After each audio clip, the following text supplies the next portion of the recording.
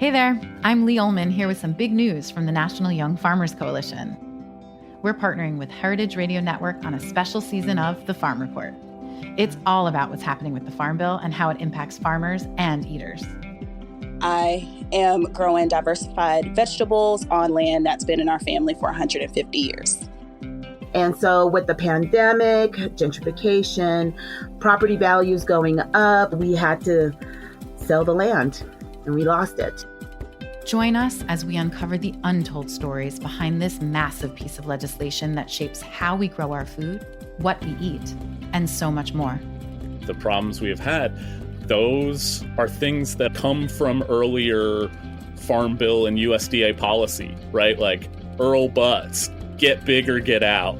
You know, it's my responsibility to know not only what I'm eating, but then like how that all came to be. And realize like, wow, like this piece of legislation, all this money, like it's technically something that I support as a taxpayer. While Congress debates the next Farm Bill, this is not just an invitation to listen. It's a call to action. Be part of the conversation. Subscribe to the Farm Report on Heritage Radio Network, wherever you listen to podcasts. You're listening to Heritage Radio Network. We're a member-supported food radio network broadcasting over 35 weekly shows live from Bushwick, Brooklyn. Join our hosts as they lead you through the world of craft brewing, behind the scenes of the restaurant industry, inside the battle over school food, and beyond. Find us at heritageradionetwork.org.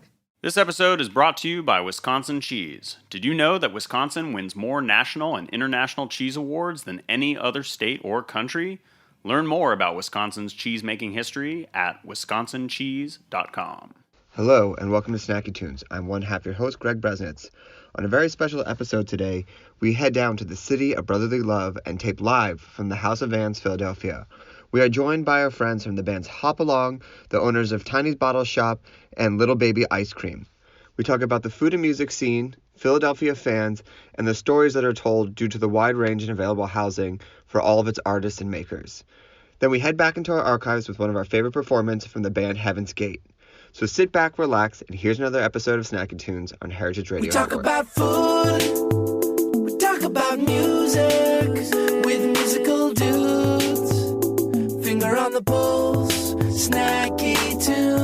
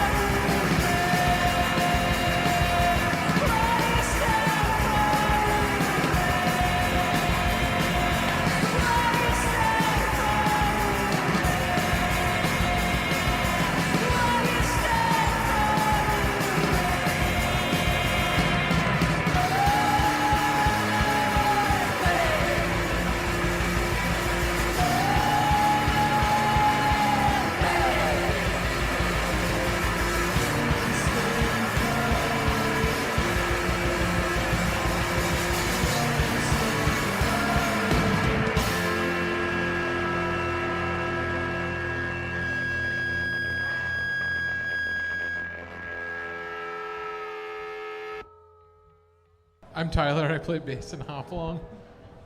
Joe Reinhardt. I am the guitar player in Hop Along. I'm Emily Kovac. I'm one of the owners of the Lunar Inn and Tiny's Bottle Shop in Port Richmond. Oh. My name is Pete. It's got a switch. Pete, and I'm one of the owners of Little Baby's Ice Cream. Amazing. We are coming to you live from House of Vans, their first Philly pop-up. We're all from Philadelphia. Are we all from Philadelphia-ish? Yeah. Ish? Okay. This trader here lives in Birmingham, Alabama now. I did move last year, but I lived here for a good 10 years. That's fair. And 10 I grew years up about an hour outside Philly, so it's fine. That's fine. You're from Philadelphia. I'm from Philadelphia. For when you got started, both from culinary and the music, set the stage. We'll go back 10 years. When you started playing music and started going out, what was the culinary music scene in, say, early 2000, 10, 2008? We were too poor at that time to go out to eat, I think. Very true. Cooking weed into things was the fashion, as I recall. And for you, like, what do you remember from, like, just the dining scene or the music? I don't know that any of that has changed, actually, since 2010. No, it just we went to became legal. Mao's a lot because our friend worked there, and she would give us free falafel. What is Mao's? Mao's is a falafel place. Interesting. Okay. It's still there? Yeah. Oh, there it is. I don't know. It might still be on. I don't know if it's still the one on South Street, but that's where she worked. Yeah, that was fun. Lorenzo's Pizza was that was a treat for us. That was huge. Yeah. That was, I think, for everyone. Yeah, for us it was like about pushing change together, and then like, oh, I can get a slice of pizza after the show at the TLA, and not a lot of fine dining experiences back then. I don't even know if it's fine dining. We went to Lanark Diner every single Friday and Saturday night with Sean, with your partner at Lunar Inn. We went to Lanark and would do like $2.95, 2 eggs, cup of coffee, toast, hash browns. It's familiar. Yeah, I know. Made famous by Silver Linings Playbook. When you started performing as Hop Along, I knew it started as a solo project. What was the current music scene then, and how would you describe the Philadelphia sound? Well, I'm kind of a trader. When I started playing, I was actually living in Baltimore, and I would play at this punk venue called Charm City Art Space. The first venue I played in Philly was a house in Roxborough. That's also correct. So, and that was 2005. I'm trying to remember. We played at the first show that Mark and I played together. 2008. We'd been jamming for like a couple months. We played at the Khyber right before they stopped doing shows.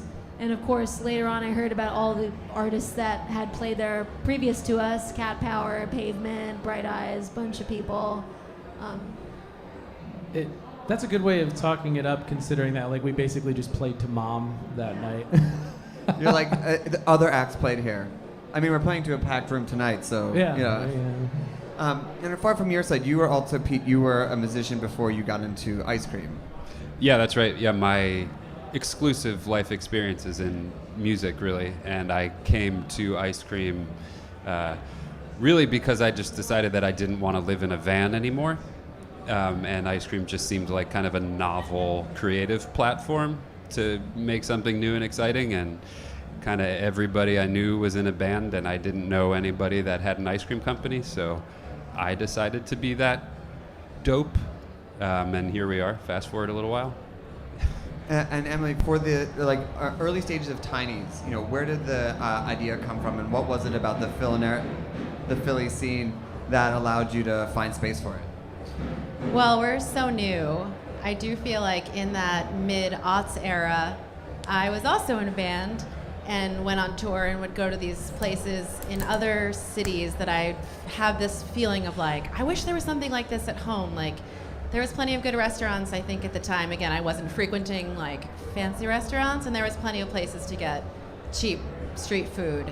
But like that middle zone, I feel like didn't exist as much, or at least, I don't know, not in West Philly at least. So I feel like the seed of like wanting to create a bar and a and our wine shop is small, but a place that has kind of like a rock and roll feel, but isn't exclusive, isn't expensive, is comfortable. Like, I feel like I'd go to places like that and like long for that at home. So I think that kind of informed some of our choices around designing the space and the menu and just kind of the community that we're trying to create there. Mostly we didn't want to do a fancy, I wanted to just make a place I want to go. I didn't want to do a place that felt too stuck up or too exclusive or really too prohibitively expensive, which for me isn't even really that much money. So, and then the Tiny's, the wine shop, kind of came from some laws changing in PA that now let some kinds of liquor licenses sell wine to go. So we can sell awesome wine that you're never going to find at like a PLCB wine store, wine and spirit store. And those are also kind of influenced from some places I've gone traveling, even in Baltimore, in Brooklyn, where you're like a nice, cute wine shop where people are nice and you don't feel like you're getting punished for wanting to buy alcohol. We should have that. We should get to have that. So that's, I guess, kind of some of our thought behind those choices. Let's talk about the Philly community. You talk about restaurant dining scenes in New York and Los Angeles and Chicago, but I don't even know if I would ever call Philly like a scene. I would actually call it much more of a community for both the food world and the music world. How would you describe it, and what do people maybe get wrong about Philadelphia? For me, Philadelphia's scene, as far as my upbringing was concerned, we had Lebec Finn back in the day, but Steven Starr sort of started coming around and placing restaurants all over the city that all had different themes. And when I was younger, in my early 20s, Steven Starr sort of represented what I thought Philadelphia fine dining was, because he was so visible with all of his design work and the thematics. But now there's so much variation. You can pretty much get any decent cuisine in Philadelphia. Like, we've got our sushi spots. Like Umai by me in Fairmount is amazing. There's good Mexican in Philadelphia.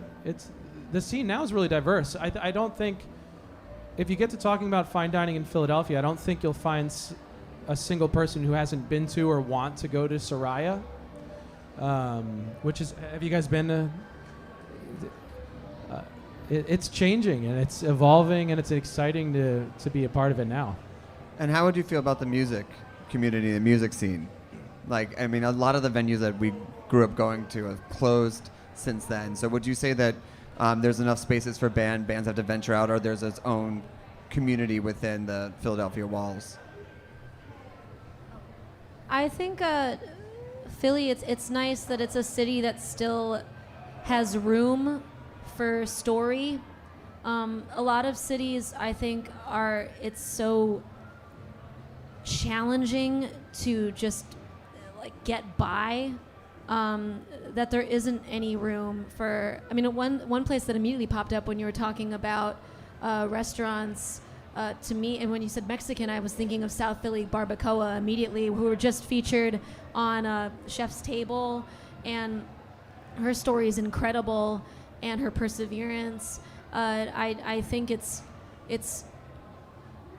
very encouraging to see that still has value in this city, even with all of the, there's buildings popping up everywhere, and who knows, there's a boutique hotel just popped up next to the L, which blows my freaking mind. Where?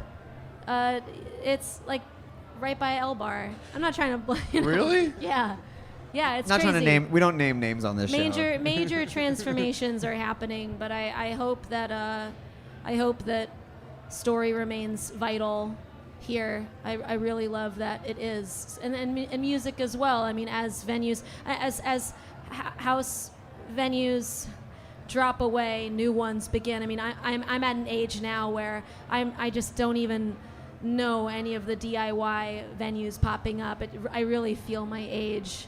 It's like, I feel like a cop or something. No one's going to tell me where the show is, you know? Pete, I think you mentioned that this city was built for 3 million people and has 1.5 million in it, which I believe, Francis, makes room for the story because space is cheap. So how did you find, and both Emily as well, how that was able to grow your businesses and the risks you were able to take as opposed to other cities? Yeah, I was going to pick up on something that you just said. I think while this is, I feel, changing quite a bit now, maybe in the last year or two, I think something that has historically been true about Philadelphia is that because of the amount of actual physical space and vacancy, and because of the relatively lower cost of living and stuff like that compared to other major cities, there's a bit more, there's a lower barrier to entry to do something cool, whether that be starting a band or a venue or an ice cream company or a restaurant or whatever. And there's I don't want to say more room for error, but the stakes aren't quite as high. We're not in Washington, D.C. or something paying $500 a square foot. And like I said, that's definitely changing in Philadelphia. Right now you look around and there's 4 cranes in every direction. That I think it's not the same now than it was in 2011 or something. But I do think that was the case in Philadelphia for a very, very, very long time. And I think it has really ingrained itself in the culture, and it's just created in some ways a little bit more opportunity for people to try something. Yeah, I feel like my business is on this weird precipice where we represent some of that change. We are in a very pre-gentrified neighborhood, which I love. It's charming and old world, and it is changing month to month. We've only been open since March, and I feel like I have even seen the change since we opened, and I wonder if we're part of that too. We definitely represent a younger generation. There's plenty of old man bars, divey bars. They're around. We're doing something a little bit different, and I do feel our rent is really cheap, and our space, we were able to build it out in a sort of scrappy DIY way, but it's beautiful, and and part of me wants that change to keep going. I feel very invested in our little corner of the city, and part of me also mourns that everything. I moved here in 2004, and I both love and feel very conflicted about all the change and all the buildings knocked down and all the places closed and everything being all slick and gorgeous all the time. But yeah, I do feel if you're willing to go outside of sort of established neighborhoods for art, or that's where artists and musicians always go, is where you can get a cheap warehouse, where you can get a cheap studio, in a not cool neighborhood. That's kind of the route that we took, and in some ways it's awesome, and in some ways it's a struggle. For crafting songs, it sounds very clear on businesses that cheap space and everything, but for crafting songs and defining your sound, has Philly, and if so, has Philly played an influence on the sound that you make and your ability to put out the records that you want? I think a lot of it has had to do with the people that we've met. Meeting Joe and meeting Tyler, a lot of that was proximity, and Joe was in his band, Tyler was in his band, and you just sort of play around each other enough where you become friends and acquaintances and musicians together. And low rent has everything to do with it too. You're in a career that you don't go into initially for money. You just don't. You go, I want to play music. This is all I want. I don't care what I have to do. And you find the areas to live. And that is, again, the problem with gentrification is you move into neighborhoods where you can afford, as the artists, as the young artists, and then you sort of get older, pick up and move on. And enough artists do that in an area where then here comes the young tech startup people. And then the rent goes up. And then here comes, the finance people, and rent goes up more and more. And luckily that's a slow process. in Philly. There's still neighborhoods that I don't understand why they're cheap and undesirable, like right by me. Outside of that, like, what are some things that that you feel will never change in Philly? Like, what are things that are just always going to be? There's an old man bar that's always going to be on the corner. Like, what things will be just tried and true for the city that will just, no matter how much money pours in, how much gentrification? I hope house shows never stop. I hope house shows happen forever. Yeah, I hope it continues to be a city that, like, I've never known a band to move here to try to make it. Like, I can think of one band that moved here, and like 10 years ago, it was Glockamora, came here from Tampa, I think, because it was a cool town. Miami, sorry. Sorry, guys. They moved here because it was a cool town, not because, like, oh, we can make it in Philly, but, like, because there was cool bands here. And I still think the bands here never are bands that try to make it. All the bands that have made it or gotten bigger have been bands for, in some form or another, for 10, 15 years. I mean, what, War on Drugs started in, what, like 2005 or something? Like, and they were doing it just because that's what Adam did. He made music, and it seemed like Kurt Vile, and you just make music, and it's not not going to name names of cities, but, like, it's not a city where you, like, just all you're trying to do is monetize everything you do. So I hope that never changes too. Well, no, there has to be. I think there has to be a system in play already that promotes individualism to such an extent that dream can really become so exaggerated that it's enticing to. There's cities where the rent is so insane, and it's that you have to work your ass off just to live there, and I think for those cities it can work because the dream is still so potent. Like, I could really, I was entertaining the idea at one point. I was like, oh, it'd be cool to, what are those people that, soundtrack movies? And my one friend was like, yeah, that's a music supervisor. You got to have an office in LA. And I was like, to my dream, like, thanks a lot, buddy. But, so I'll just stay here and do my thing, I guess.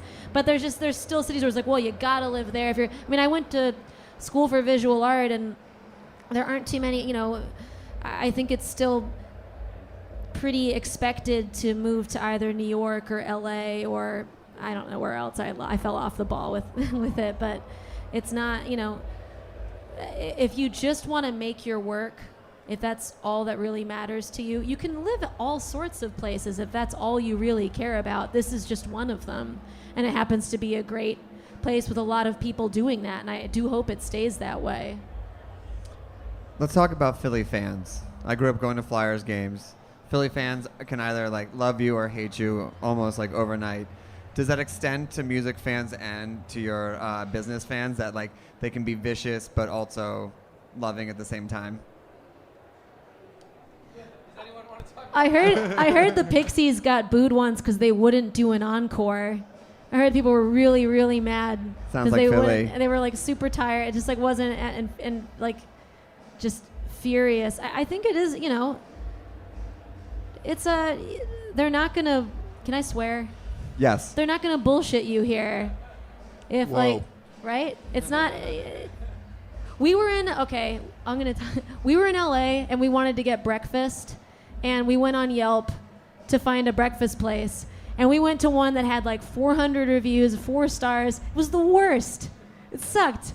And I think Mark was saying, well, yeah, it's like sunny out here all the time and really nice. You're not going to see that in Philly. If a place stinks, it's going to get a low review. It's just very honest. It's funny. I was going to say, like, when you asked what in Philly will never change, and I was going to kind of say, like, people have an intense spirit that I think is, I think one thing that will never change is that Philly people will never bullshit you. And, like, so I guess for us, I feel like we've gotten a lot of love and support, both from, like, our friends and community and this community we're kind of cultivating around us.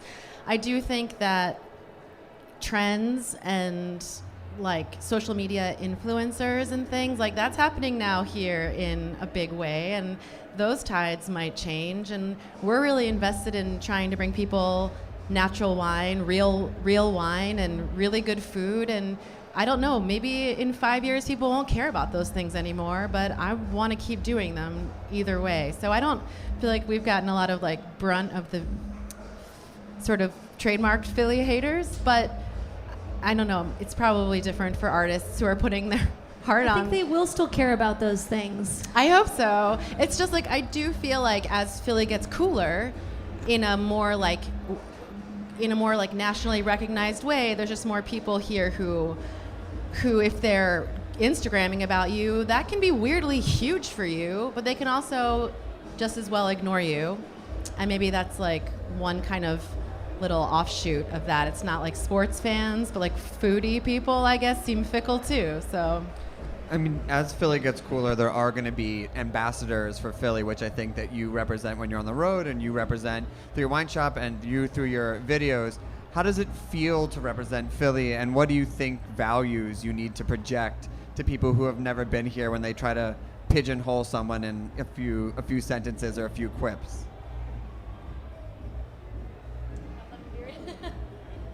Representing Philadelphia. I mean, to be fair, I did not grow up in this city. I grew up partially in New Jersey and then partially outside the city. So I feel like kind of a phony. I mean, I've been living here for like 11 years. That's the 10 and more is like it's your home. But I live on a street with a woman that grew up on that street. Oh, that's not fair. And that, you know, I would love to. I think she should have something just borrow to some say. of her stories. No. Like, I remember in 1970. No, but yeah, I hope I can. No, there's too much here to represent it. I mean, it's too deep, and you have to come here. We're not going to show you what's amazing about Philadelphia. I mean, like we live there and we love it, but you should come to Philadelphia. It's Yeah, really what cool are people place. when people are like, should I come there? Like, what are they missing? Like, I could tell them that they miss art museums and the food and just kind of like everyone's super laid back and they're already over it. Like, what do you think people are missing by skipping over Philly when bands used to not come here or people would used to not come here to eat? You know, what are people just not getting? Well, it has all the things that all the other cities have. You're just going to get it at a better price, and maybe a I'm little sensing a theme here. with, But maybe with don't a little come. bit of attitude. Don't come. Yeah. Don't come. You're gonna ruin it. Yeah, it's really expensive here. You're gonna Everything's hate in it. Yeah. Go away. I do think there is a general lack of pretension, which I think comes from a little bit of like maybe the blue collar roots, maybe just living in New York shadow for so long. But I just feel like generally people just want to have like a good time, stay up late, drink a lot. Like I feel like there's such cool like every at least like bars and restaurants I feel like really have their own personality. There's so little just like generic like what, and same with music venues. Like you can go to these like incredible immersive spaces that aren't like engineered down to the last molecule by some designer. They're just made by cool people who have vision and work really hard and aren't trying to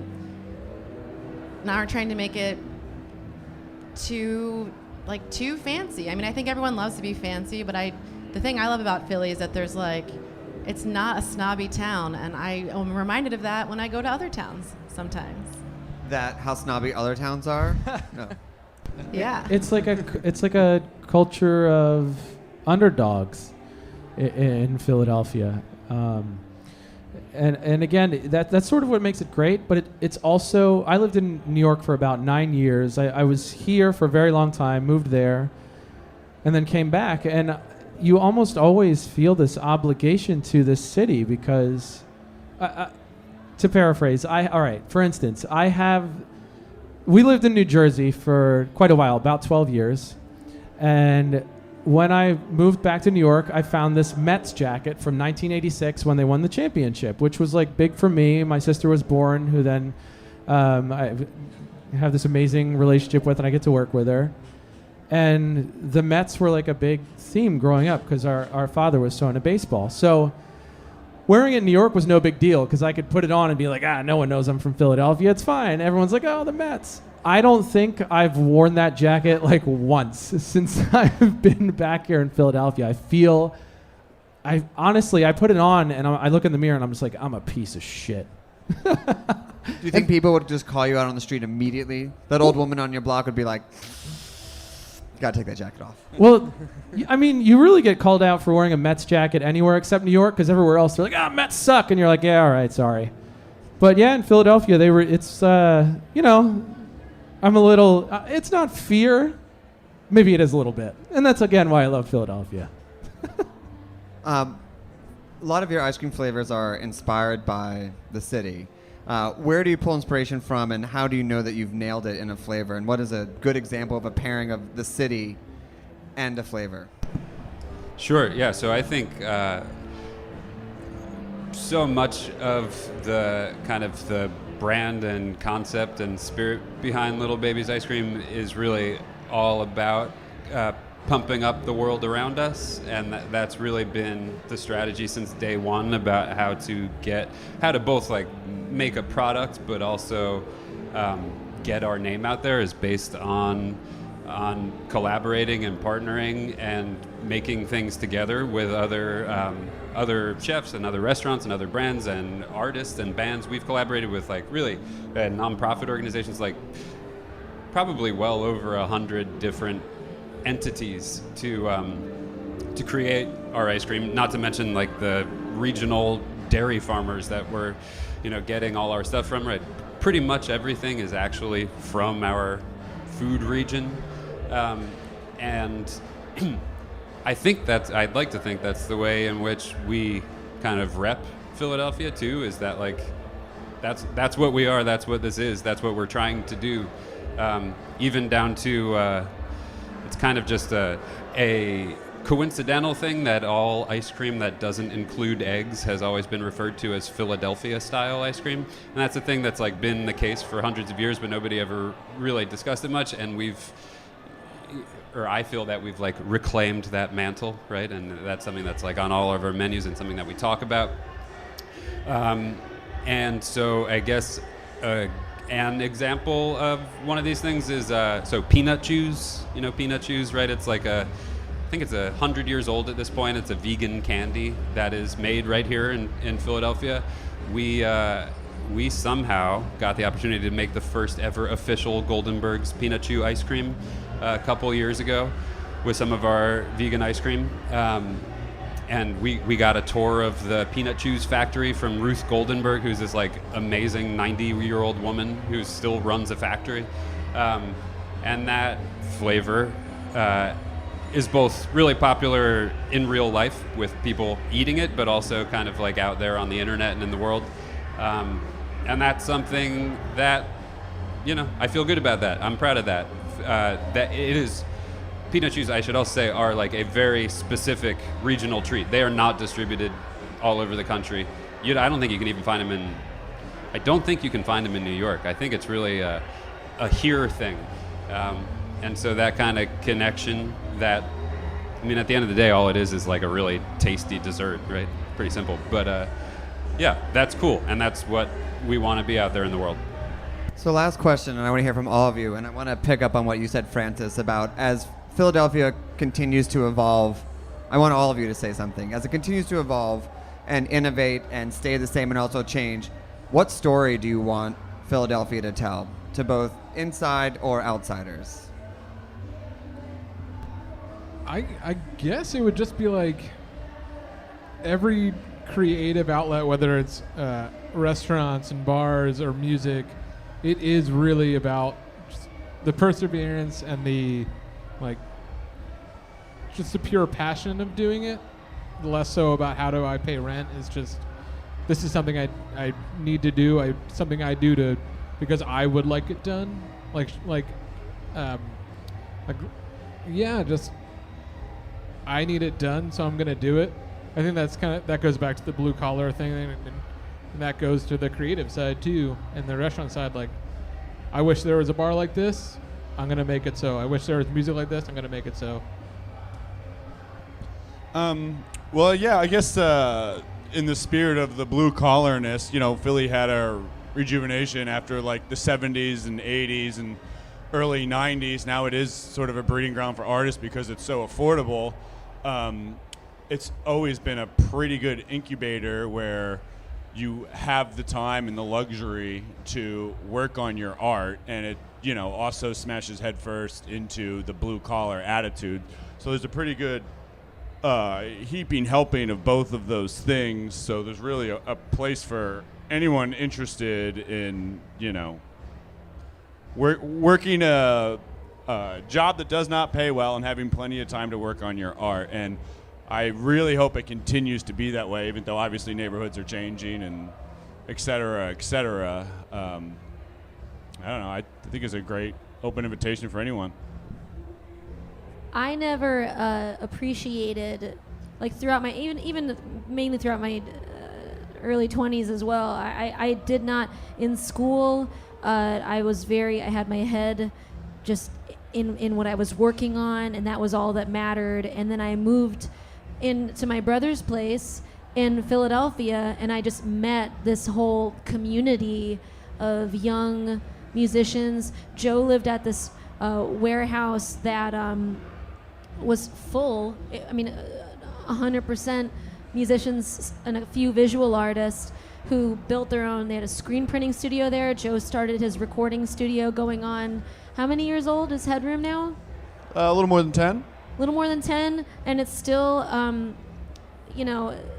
it's still a studio that encourages young creators to, try their hand. They have amazing interns there. I think Philadelphia, when you're saying like incubating the ability to work and not completely struggle from day to day, it also incubates community. There are house spaces popping up everywhere. Also, just Philly's an easy city to get around. There's other cities where I think, like, God, if you're on a bike, you would die here.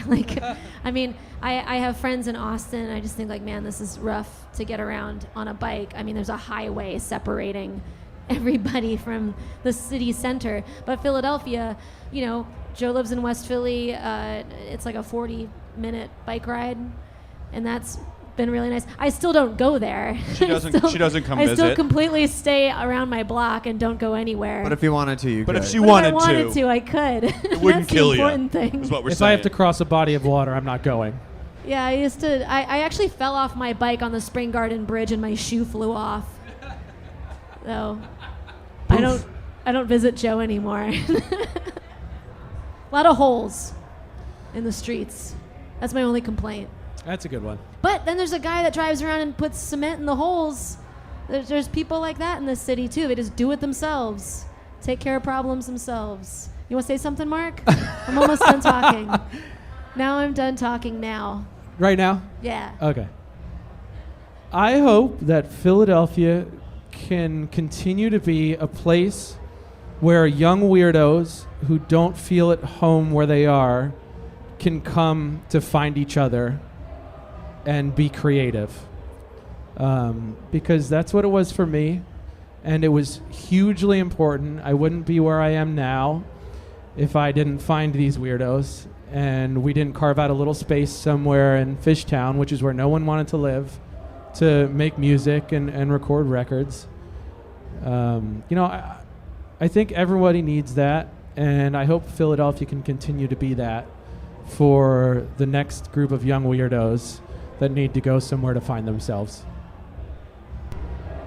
Yeah, I guess I think it already is, it's part of its story, but I want Philly's story to continue to be that people who go for it, whatever that is, go for it hard. That's not the same as just blind ambition or climbing some ladder, but approaching their projects, their problems, their work with heart and curiosity and the support of their friends and their community, and like helping push each other and supporting each other. I do feel like people here have a lot of ambition. It's just like a different stripe of ambition or something.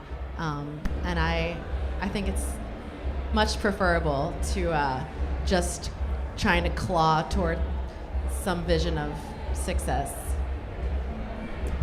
I think Philadelphia's story for a couple of hundred years now has been that it is a place of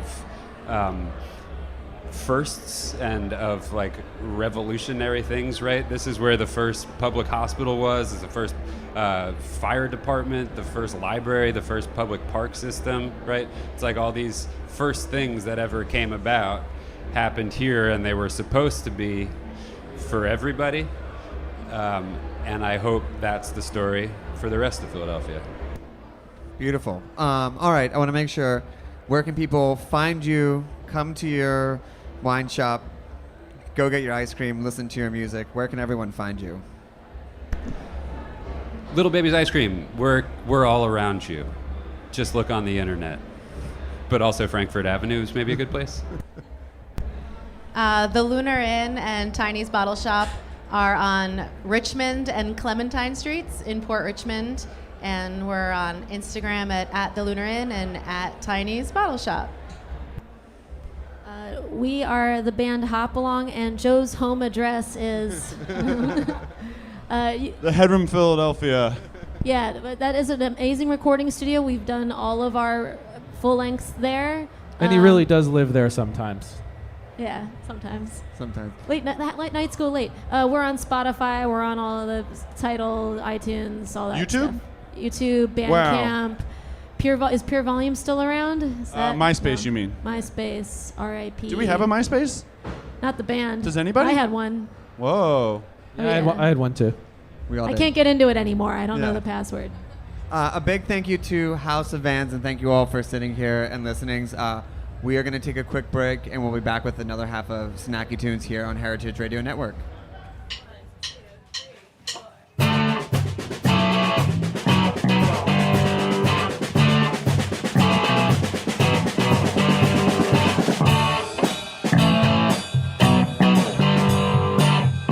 We had our summer days, nowhere to run, nowhere to play. I don't know you, but you know me. We could have been something to see.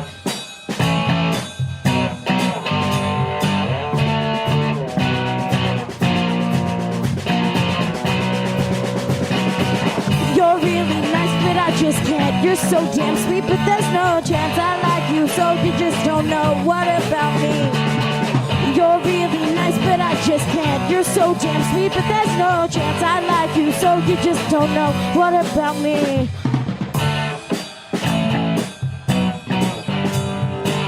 I thought there was a spark with us. Now who am I supposed to trust? You wanted her instead of me, so now we're ancient history.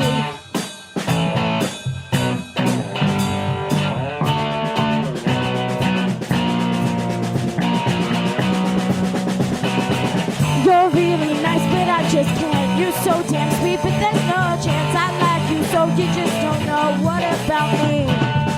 You're really nice, but I just can't. You're so damn sweet, but there's no chance I like you, so you just don't know what about me. You put under so much stress. You get your part and I get less. I try my hardest, do my best. That's why I'm tense. You're really nice, but I just can't. You're so damn sweet, but there's no chance I like you, so you just don't know what about me. You're really nice, but I just can't. You're so damn sweet, but there's no chance I like you, so you just don't know what about me.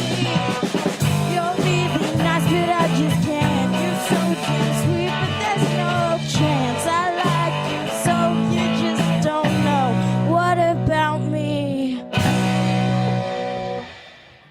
Since the mid-1800s, before Wisconsin was even recognized as a state, its resident cheesemakers have been putting the art into artisan cheese. When early settlers from Switzerland, Germany, and Italy came to Wisconsin, they brought their cheesemaking expertise with them. They chose Wisconsin because the terroir reminded them of the homes they'd left behind in Northern Europe. The soil and water of Wisconsin is nurtured by the goodness of glacial sediment, and those elements lend themselves to the very best milk. Today, Wisconsin's cheesemakers draw from their rich European heritage and cheesemaking traditions, and combine them with incredible innovation to produce half of the nation's specialty cheese. Wisconsin cheesemakers never stop experimenting, trying to improve, and dreaming of your next favorite cheese that has yet to be imagined. Learn more about Wisconsin's cheesemaking history at wisconsincheese.com. Welcome back to Snacky Tunes. We have Heaven's Gate here in the studio, crammed in. Hi. Hi, guys. Hi. Hello. How you doing? Hello. Do you want to go around the room, introduce yourself, say what you play, maybe favorite pizza topping? My name is Jack, and I play guitar and prosciutto. Prosciutto, okay. You took prosciutto? Oh. You can't go off the bat. You can repeat if you feel really it's necessary. I want to be original. I'm Alex. I play bass. And my favorite topping is mozzarella cheese. Okay. Classic. Damn it. So That's my number basic. 1 and 2. All right. My name is Jess, and I sing vocals. And my favorite topping is definitely mushrooms. Okay, mushrooms. My name is Michael. I play percussion, and like one of my favorite toppings on the pizza is like the marinara sauce. Or the pizza sauce. It's not. It's topping. You can put the sauce on top of. You can do a reverse pizza and put it on top. That's an acceptable. It's acceptable answer. I guess you could put basil on there too. That's acceptable answer. Nothing is. There's no wrong answers here on Snacky. So far, we have cheese and sauce, 2 essential ingredients of pizza. That's the rhythm section right there. Essential ingredients. Yeah. I would have said prosciutto. I'm Mike. I play guitar. I would have said prosciutto, but I'm gonna say crawfish. Oh. Where have you had crawfish pizza? Two Boots. Oh right. Oh yeah. Of course. Classic. It's my Louisiana shit. pizza. How many crawfish pizzas do you think they're churning? How much fresh crawfish do you think they actually have there? They're like flying it from New Orleans That's like straight to bottom of the West barrel, Village. soaking in water in the walk-in. I think that probably during a certain time of the year they're probably flying through maybe like 7 a day, 7 slice at a time. Roughly. Yeah. It's gross. So how did you guys all meet? I know that you formed back in 2001, but what's the story? 2001. 2011. Do we Sorry. look that old? Woo! That scared me. Mike and I probably met. Oh no. Me and Alex met in high 2003 or school. We were 2004. from the same town, New Jersey. Then we all moved into New York. Me and Jess met at a sweat lodge. Like a classic sweat lodge, like run into the snow type sweat lodge. Pretty traditional sweat lodge. Yeah, it was a triangular sweat lodge. And actually, me and Mike were talking about this. I think we met working door for At Silent Barn in 2006 or so. Yeah, 2006 or so. We were working the door for Todd P. Okay. What about Jack? And then Jack and me met maybe at that garage on Myrtle where Sophia used to do shows, but he was like 15 and a guitar shredder. Yeah. He's definitely underage. Definitely under. You all look underage. He's still 15. Oh, stop. Who do you think is the oldest person in the band? Oh, I'm not playing this game. that is how I get murdered on my own radio show. Yeah.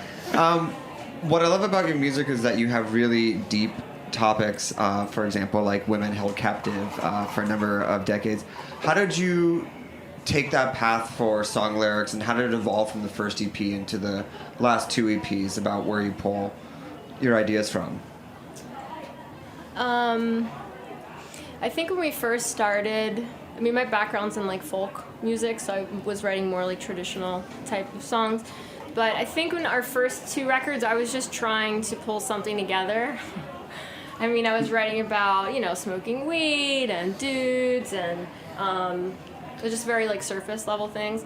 And then we were working on Women at Night. I really wanted to kind of own that process and to like really think consciously about what I wanted to sing about. And it was just a time where I was just really thinking a lot about women, sort of just like the experience of being a woman, feeling unsafe a lot of the time. And, as always, there's like stuff coming up in the news, so that kind of was informing that record. And on this record, I was actually doing psychoanalysis for the entirety of us doing this record. So I think there's a lot of stuff. I think it's very heavy in terms of like your interior world, and I think there's a lot on trauma and those sorts of things. So you say like on the last record it was about, you know, the issues that are facing women outwardly, and now these are issues that are facing you from the inside out? Perhaps, or I think you get more comfortable going there. So I think, yeah, maybe the last record gave me permission to kind of go more internal. Yeah, also a lot of the songs on the last record were named after women, so it was kind of like we kind of were playing with this theme of different stories happening to different women. Yes, thank you for saying that. And did you feel that the music or the structure or like the sonic landscape changed at all as you got more into this and even into the new record, or do you think the sound of the music always sounded the same and the lyrics are what changed? Oh, it's totally different. But we started off thinking we were one kind of band, and just, you know, we've been together since 2011, so... Some would say 2001. Arguably.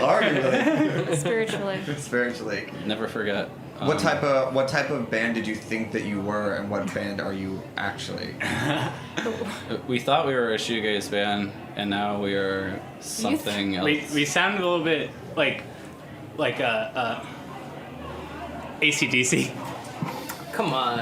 I mean, No. like high voltage, you know, like like that really. I don't know. I feel like it's very dancey, spacey, long form, droney. Like, I mean, I don't think we'd still be a band if we knew what we actually sounded like. We want to keep writing records, and ideally, I think it's going to change each record. Yeah, I think that's kind of where we came to, is like we started off trying to be one sound, and now we kind of don't really adhere to one sound. Yeah. We're growing up. We can do a country song, we can do a fucking germ song, we can do whatever, it doesn't really matter. Yeah, I mean, I had never heard of shoegaze when this band started, so I didn't know what the fuck they were talking.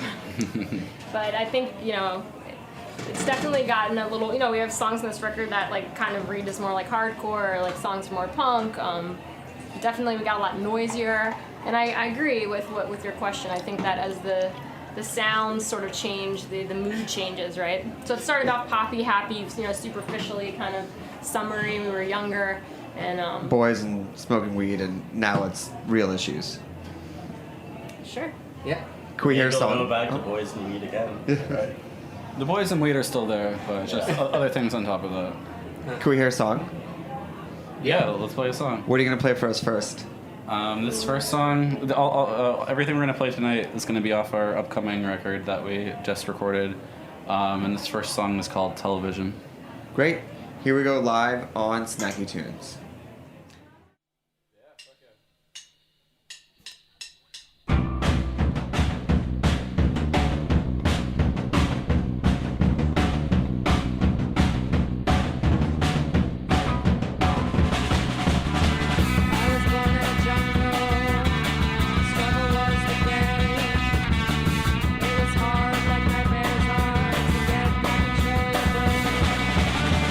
Everyone was hungry.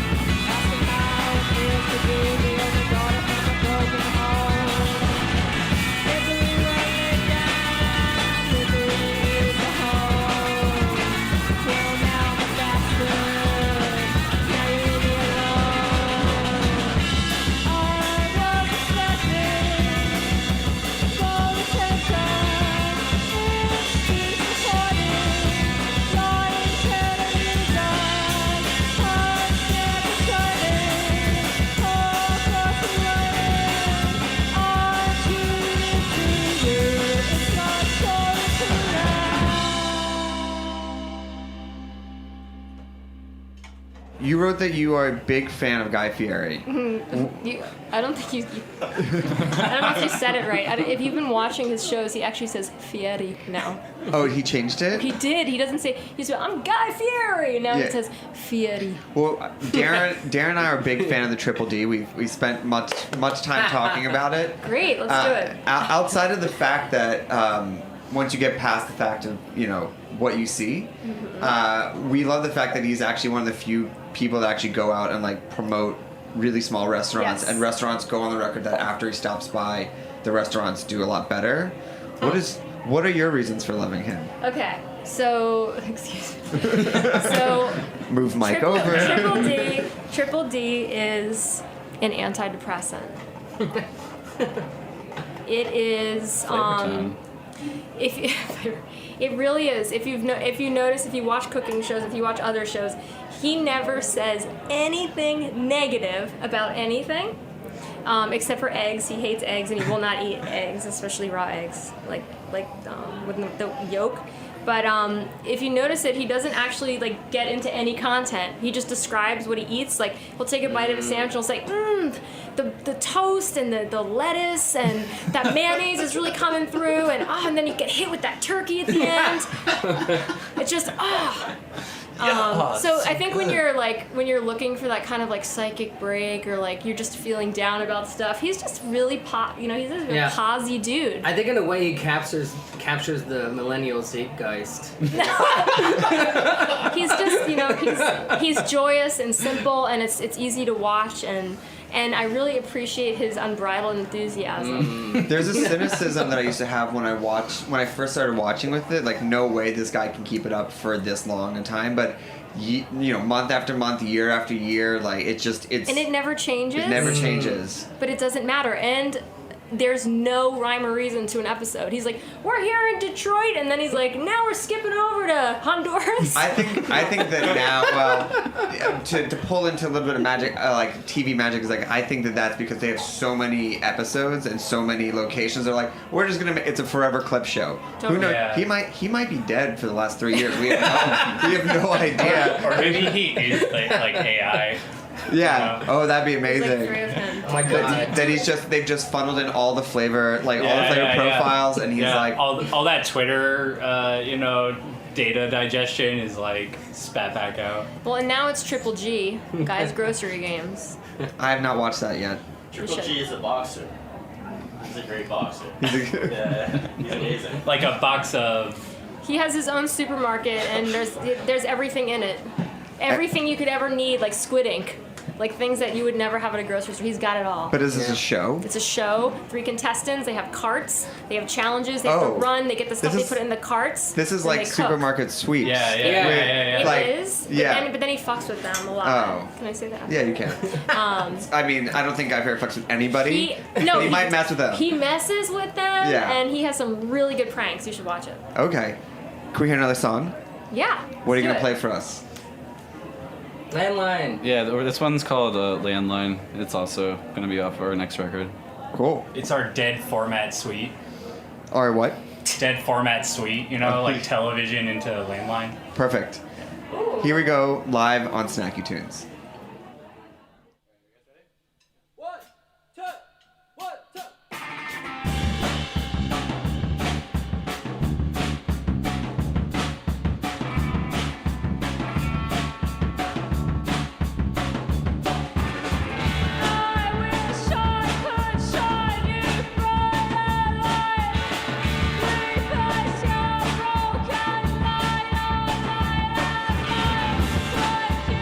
Broken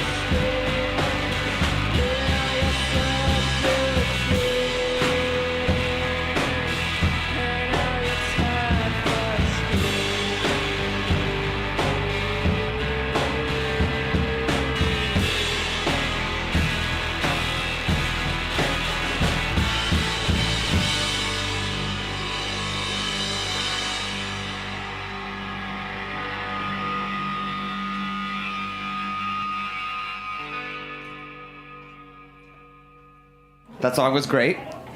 What are your favorite songs to cook to? Oh man, I like Mark Morrison, Return of the Mac, when I'm making specifically macaroni and cheese.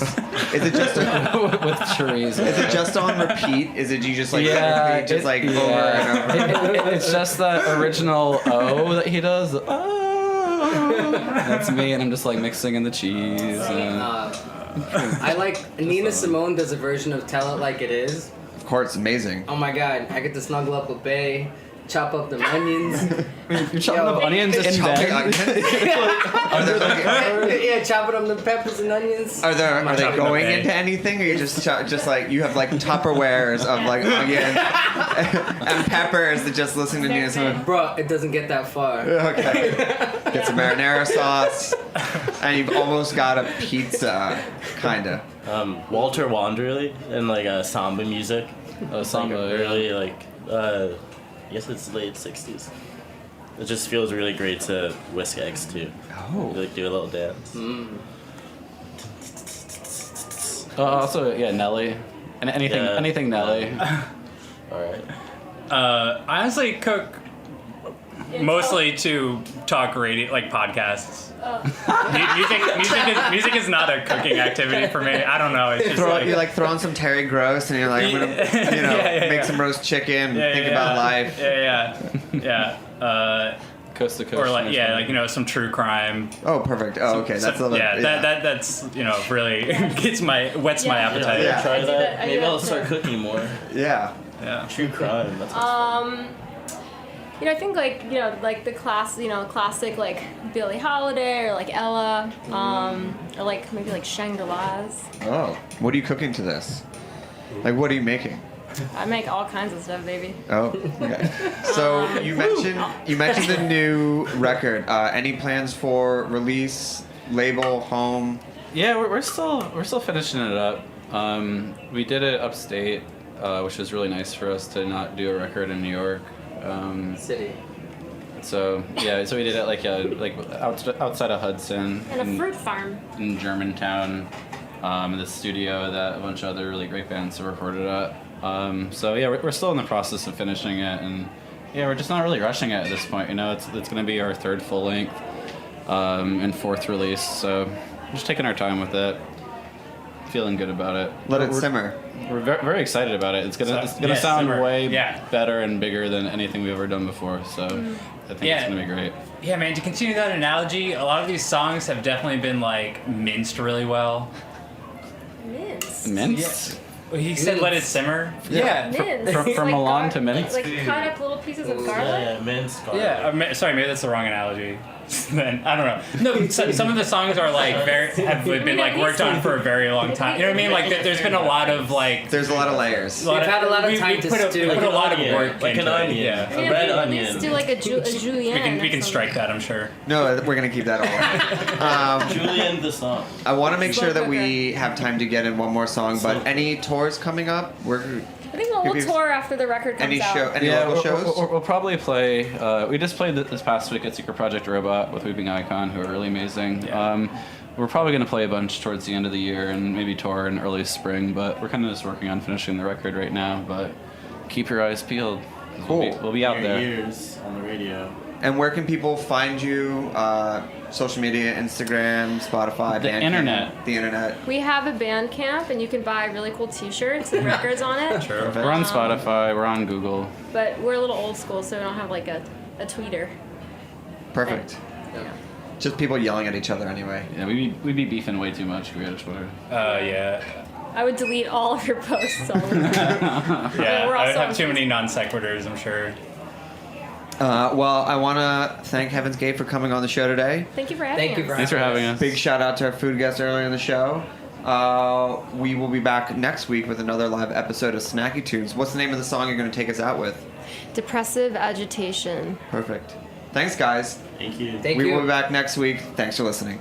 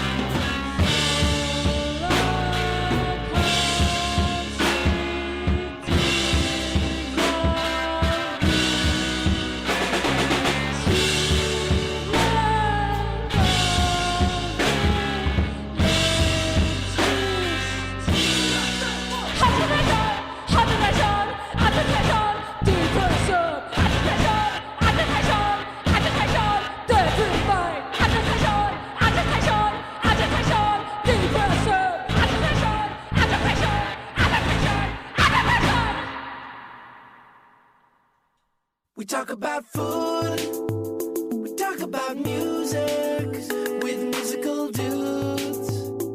Finger on the pulse, snacky tunes. Thanks for listening to Heritage Radio Network, food radio supported by you. For our freshest content and to hear about exclusive events, subscribe to our newsletter. Enter your email at the bottom of our website, heritageradionetwork.org. Connect with us on Facebook, Instagram, and Twitter at heritage_radio. Heritage Radio Network is a nonprofit organization driving conversations to make the world a better, fairer, more delicious place. And we couldn't do it without support from listeners like you. Want to be a part of the food world's most innovative community? Rate the shows you like, tell your friends, and please join our community by becoming a member. Just click on the beating heart at the top right of our homepage. Thanks for listening.